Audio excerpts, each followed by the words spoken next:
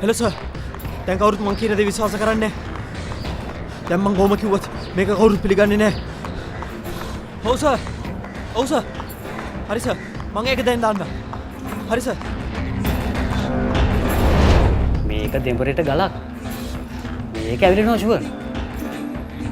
හැබැයි තොට්ටු දෙකට නම් බෑ. හරි අමාරුයි හොයාගත්තා. මේවා අපේ තැන්. මේවා අපේ ගම්. අපි තමා මේක ඇදුවේ. අපේ මහන්සිය. ඒම කොහමද එක කෙනාට ඕන දේවල් මේකේ කරන්නේ? එකෙක් එන්නේ මේ පැත්ත බලාගෙන.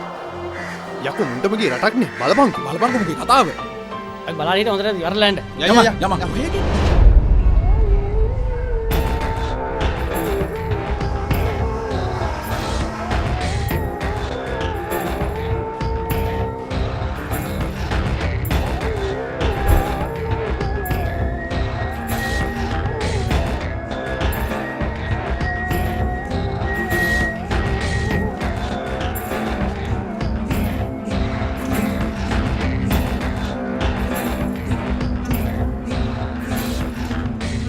අපිට කතාවක් මුල ඉඳලා ඇහෙන්න පුළුවන්. මැද ඉඳලා ඇහෙන්නත් පුළුවන්. අග ඉඳලා ඇහෙන්නත් පුළුවන්. ඒ ඇහෙන තැන අනුව ඒ කතාව තේරුම් ගන්න විදිය වෙනස්.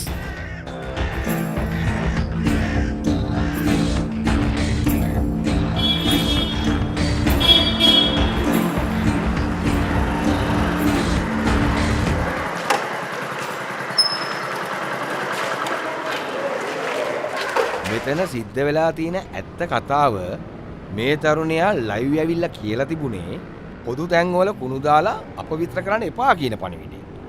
මේක අපේ තැන එක එක්කෙනාට මෙහෙ ඇවිල්ලා ඕන දේවල් කරන්න බෑ කියලා අපි හැමෝම වෙනුවෙන් කතා කරපු එක. මේ අපේ පූජනීය ස්ථාන. මුළු ගමම එකා වගේ තමා